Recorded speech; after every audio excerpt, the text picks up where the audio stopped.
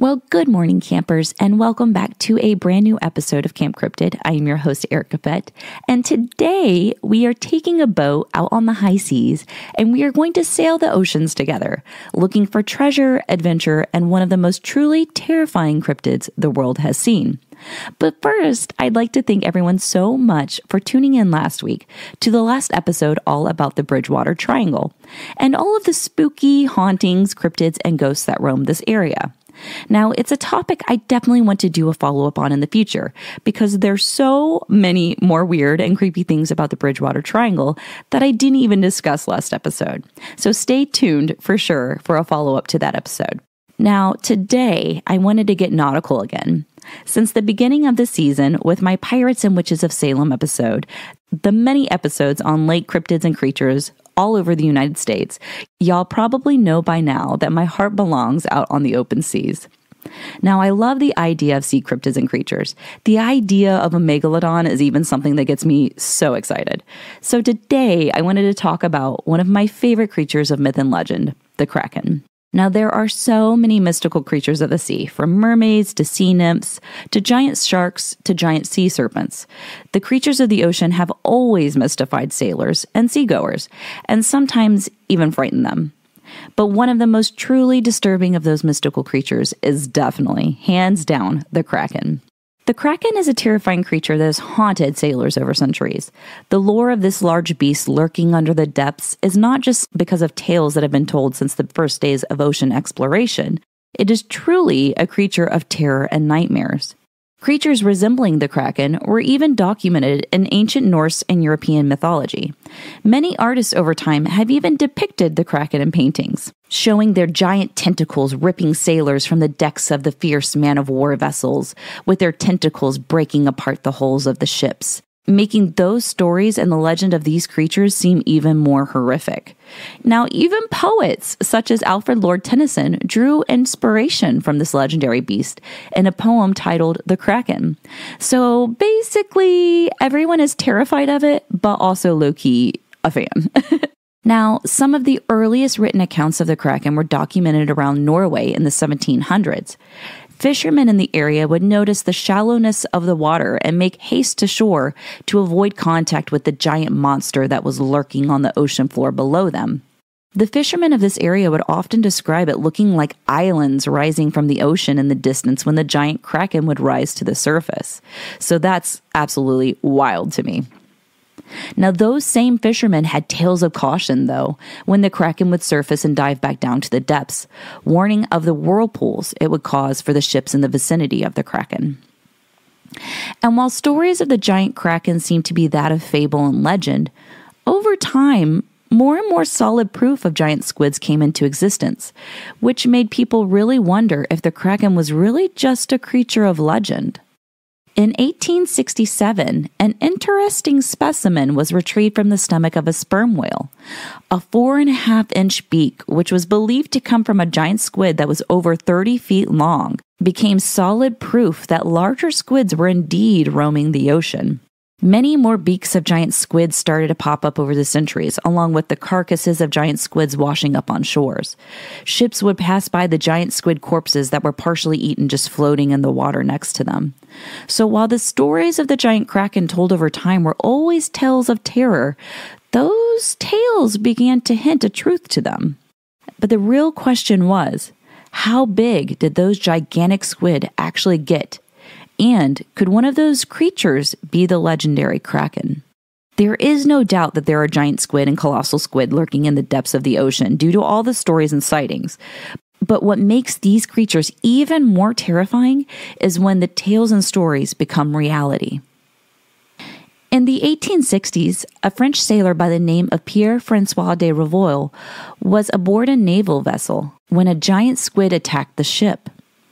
As the tentacles rose from the ocean and grasped the ship, another tentacle wrapped around the leg of Pierre-François. As the crew fought off the squid and it retreated into the surrounding waters, Pierre was left with a bloodied leg and the scars from the suction cups of the squid for the rest of his life. And then in 1916, during World War I, the SS Brunswick had a very interesting encounter while out on the sea. Off the coast of Ireland on its way to Liverpool, the steamer was attacked by a giant squid. The tentacle of the creature rose from the ocean and wrapped around the ship. The crew fought it off with axes and other weapons before the giant squid released its death grip and dove back into the ocean. Not only were the crew horrified with this encounter, the ship was also left with marks from the giant tentacles from the attack. A similar encounter to the Brunswick happened in 1941 during World War II, when HMS Scylla was sailing and patrolling the Indian Ocean. Some of the crew spotted a giant squid that appeared to be over 30 feet long. And right as the crew spotted the creature, they noticed its giant tentacles grasping onto the hull of the ship. The crew desperately tried to pry the tentacles from the hull, fearing it would sink the ship if they couldn't get it to release. Now, finally, the giant squid released its grip and sank back into the depths, leaving the sailors frightened for their lives after such a brief but intense encounter with this monster of the depths. And even up until the 1970s, there were attacks from giant squids on giant vessels. The USS Stein started having problems with its sonar while patrolling the Pacific Ocean.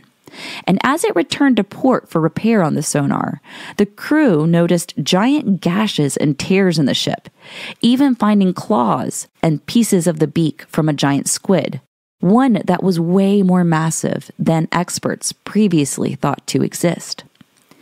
And while all of these stories are all of boats and crews that had random encounters, there was one encounter in the 1860s where one crew decided to test fate and capture a giant squid they encountered.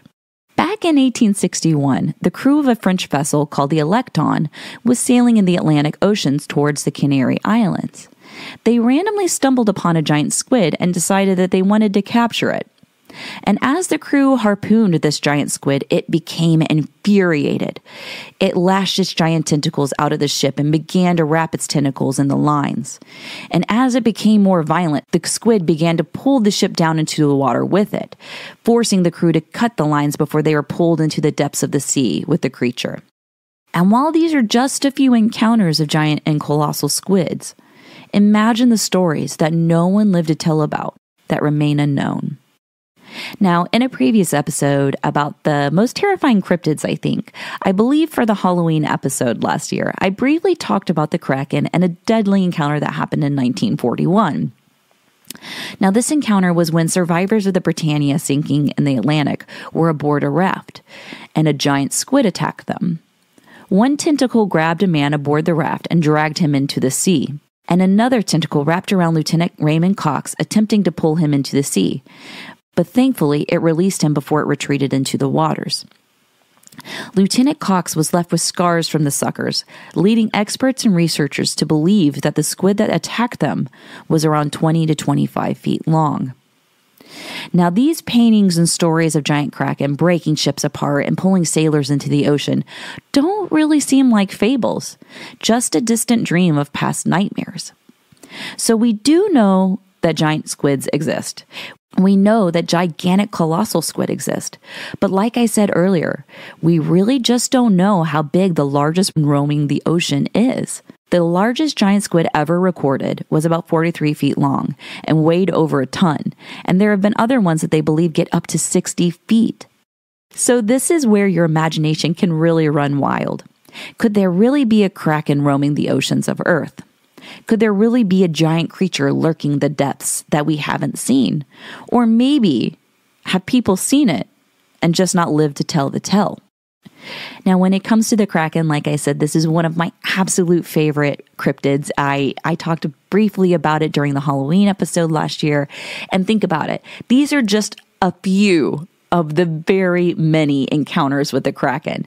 And like I said, who knows the stories that no one lived to tell the tale of? So, what do you think, listeners? Do we think that there could be a giant Kraken roaming the oceans that no one has ever lived to tell the tale of? Now, when it comes to movies and depictions of the Kraken, obviously, like I said, Alfred Lord Tennyson has his little poem titled The Kraken. There have been Kraken in many movies and many other things in popular culture. And one of those movies, obviously, is 20,000 Leagues Under the Sea. And then one of my favorite depictions of a Kraken is actually Lord of the Rings. One Kraken to rule them all, right? The Watcher of the Water. the creature was actually a giant squid-like creature, which I thought was really fun. And I wanted to talk about that one this episode. And also, Deep Rising depicts kind of a Kraken-like creature. I think I mentioned that movie like 4 or 5 episodes ago. I just recently watched this movie over the summer for the first time, so it's fun that I get to bring it up again now. So I love me some Kraken stuff. But with this being said, listeners, I would absolutely love to see a period piece on a Kraken. Aboard maybe the man of war vessels back then. And just an intense on the ocean battle between a squid and the crew. Maybe where the squid wins. It would be intense. I mean, because the ocean is terrifying, right? And which makes stories of these creatures even more intense because you're out on this ocean. Think about the early days of exploration when you have these stories of the Kraken and all of these sea monsters. So you have all these mysterious stories and legends of what could actually be out there. But think about it. You're on the ocean back in let's say this movie is around the 1700s. There's no electricity, just a dimly lit candle and maybe a few torches barely outlining the giant tentacles ripping people off the deck. Oh, it'd be awful, but awesome. I'm going to have nightmares. So with that being said, I need someone listening right now to hopefully put this in existence. I need me a period piece movie on a Kraken. I just think that would be so gnarly and so amazing and so intense. And first off, I love the costuming back in the 1700s. So we get the best costuming ever, and the best would just be amazing. I love the look of old ships. No ship today even rivals how cool those looked back then. I don't care how big the cruise ship is, does not hold any weight to what a man of war vessel looked like. Absolutely not. And also on a side note, now I really want to put together, I know I'm on my Warhammer and I love painting my little Necrons, but now I think I'm going to get into shipbuilding. So new hobby unlocked. Okay, y'all. New hobby. And with that being said, I hope y'all really enjoyed some of these tales of the Kraken. And like I said, the Kraken is one of those cool cryptids that I think is just very gnarly and mystifying. And obviously, like I said, everybody is terrified of it, but low key a fan. So I just had to go. I had to get out in the ocean today. I wish I could do these episodes from the ocean. Maybe. All right, I'm moving to Boston. I'm buying a boat. We're doing episodes from the water next. And with that being said, actually, I am having patrons vote on the next episode for the end of the month. And I think last time I checked, Ghost Ships is actually winning. So for my birthday month, we're keeping the nautical theme going, y'all. So, but yeah, I hope you all enjoyed a little brief history of the Kraken and some cool stories about the Kraken. When it comes down to it, I know that, with podcasts, a lot of us do topics that are very similar, especially when it comes to true crime and cryptids and stuff.